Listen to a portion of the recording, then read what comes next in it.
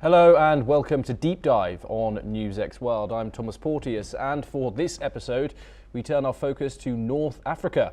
Algeria has passed landmark legislation declaring France's colonisation a crime, signalling a political and symbolic shift in relations with Paris. Let's break it down. Algeria's parliament unanimously approved a law declaring France's colonisation of the country a crime. Lawmakers stood in the chamber, draped in scarves bearing national colours, chanting "Long live Algeria" as the bill was passed.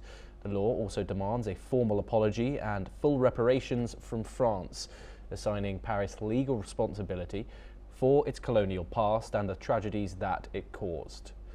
Why is this significant, however? Experts say that while the law holds no enforceable international power, its political impact is huge. It sends a clear message: Algeria's national memory is neither erasable nor negotiable.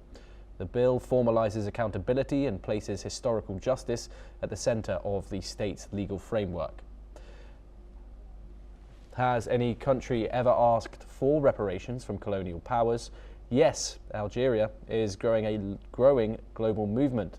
Some notable cases include Namibia from Germany. They're asking for $1.1 billion for funds for genocide recognition in 2021. Kenya from the United Kingdom, they want a £19.9 million settlement for Mau Mau victims. They put this forward in 2013. You have the case of Libya in regards to Italy. They want $5 billion of infrastructure compensation. They asked for this in 2008. CARICOM nations, they demand reparations for slave trade and indigenous genocide. Jamaica are also asking for $10.6 billion from the United Kingdom on a claim based on historical slave compensation. And the Algerian law, however, is unique, formally demanding both apologies and full compensation for 132 years of French colonial rule. To understand why this law matters, we need to go back to history. France conquered Algeria in 1830, and what followed was nearly 132 years of brutal rule, including mass killings, torture, dispossession of land, and economic exploitation. By 1847, French colonialism was systemized, with military administration, land confiscation, and settler domination. European colonialists, mainly French, Spanish, Italian, and Maltese, controlled most political, economic, and social resources. Life for Algerian majority, mainly Muslim population, was marked by poverty, limited education, and underemployment. French settlers enjoyed privileges, land, and political rights, while Algerians were systemically marginalized. Nationalist movements grew, from educated elites seeking reform to radical proletarian led by Messali Hajj, and larger movements like the National Liberation Front, otherwise known as the FLN. The struggle escalated into the Algerian War of Independence, lasting from 1954 to 1962, leaving Algeria with a death toll estimated between 500,000 and 1.5 million people. The war ended with Algerian independence in 1962. But the legacy of colonialism remained. Land dispossession, social divides, and economic equality left deep scars, and France, despite acknowledging past crimes, has refused to issue a formal apology. President Emmanuel Macron called colonisation a crime against humanity, but reiterated in 2023 that it is not up to me to ask forgiveness.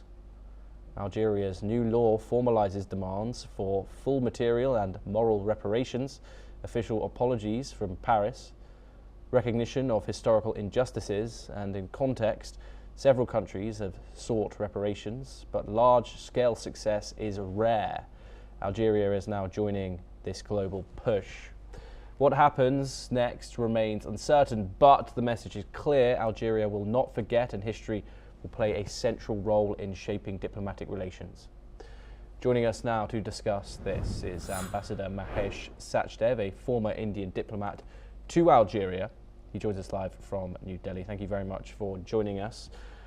Ambassador, how significant is this law politically, given that Algeria already frames its identity around anti-colonial struggle? What does this change in practical terms? It's a very significant question in historical context. Algeria was a country that was freed through liberation movement against French colonialism, and this was brought about by a violent struggle, insurgency, led by FLN, the Front National Dissolute.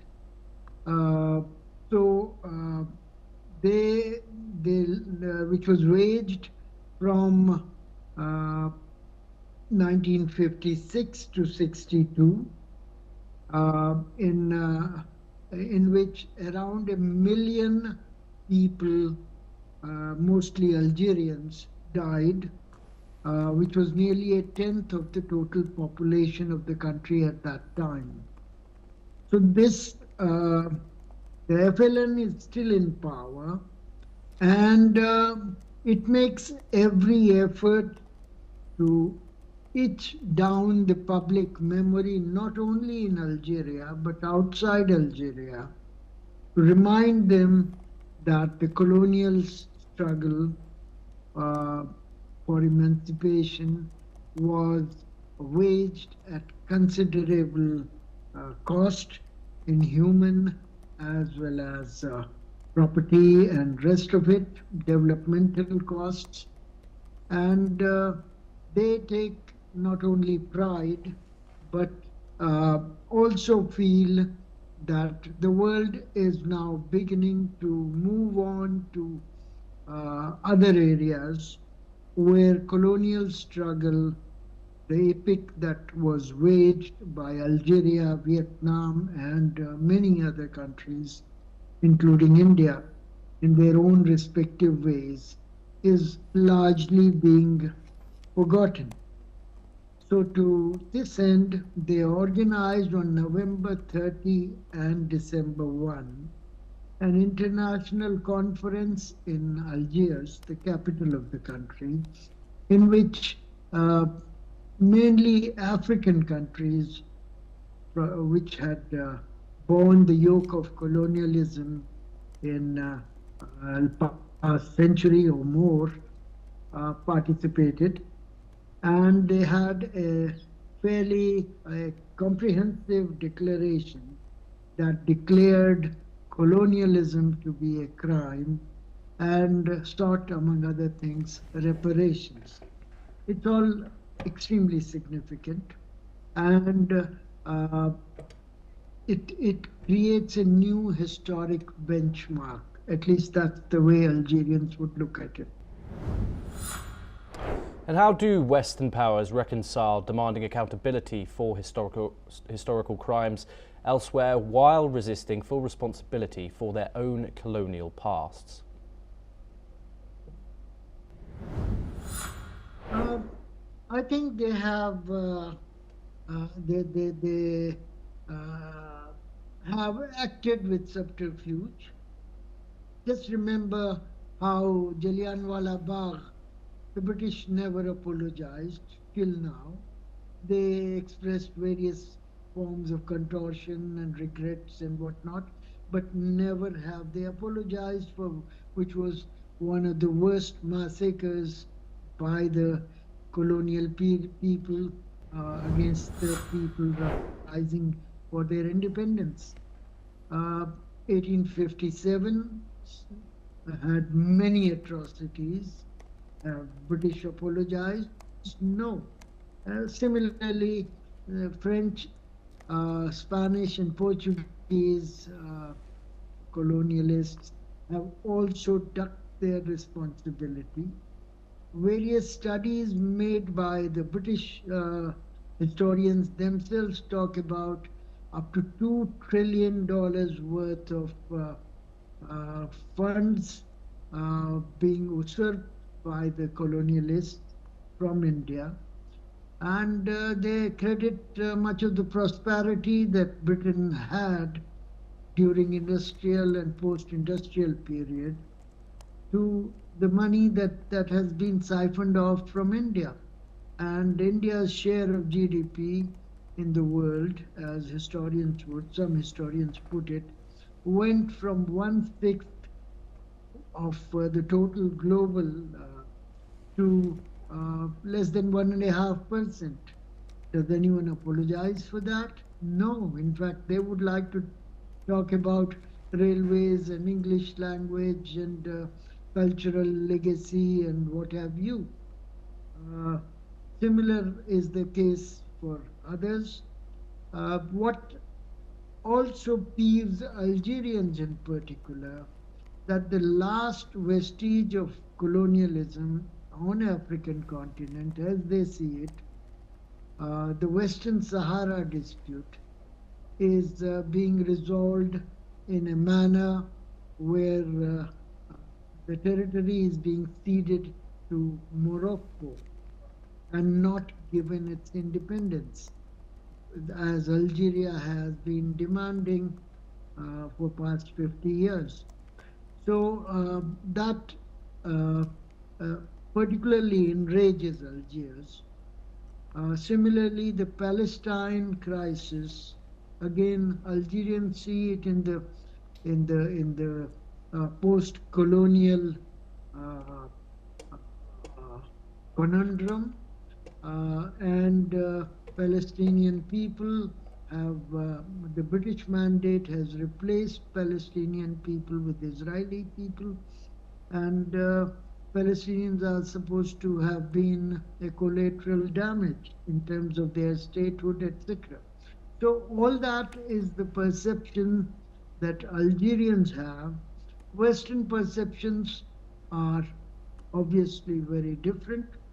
The colonizing powers talk about their civilizational impact, their economic impact, and would like us to be the colonized people to be grateful for the white man's burden. This is not the way the rest of the world looks at it. So the contradiction remains, and it's unlikely to be resolved anytime soon. And to what extent did French settler colonialism in Algeria differ from other colonial models, and why does this history remain uniquely explosive today? Very good question, and I must compliment you for raising it. Algeria is within 45 minutes across Mediterranean to France. So the colonialism was not by a distant power such as India or many other African countries suffered from. There were, at the time of, at the peak of colonization, there were about 1 million or 10% of population of Algeria were French settlers.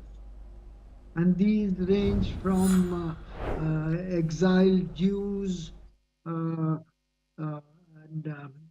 other essentially not ethnic French, most of them, who were looking for a new land of opportunity, much like during 17th and 18th century, people migrated to what is United States now. They used to migrate to Algeria and set up their shops, etc., and businesses, and help prosperity for themselves and their kids. Other way around is also true. Today, nearly 3.5 million people of Algerian descent live in France, which is more than 5% of the French population. And this acts as if a people to people can do it. In the recent times, when the rightist regimes have taken hold of much of Western Europe, Algerians bear the brunt of the fresh bout of discrimination and, well, should I say neo-colonialism? But going back to 130 years of colonization by France, the Algerians' history of that era is full of the colonization being resisted, often by ill-armed tribals in northern Algeria, as Prince Abdul Qadir and others, and those being brutally repressed. Thank you very much for joining us, Ambassador Sachdev here on NewsX World. It's been a pleasure to have you. Well, that is all that we have time for on this episode of Deep Dive. Stay tuned for more updates on NewsX World. Thank you.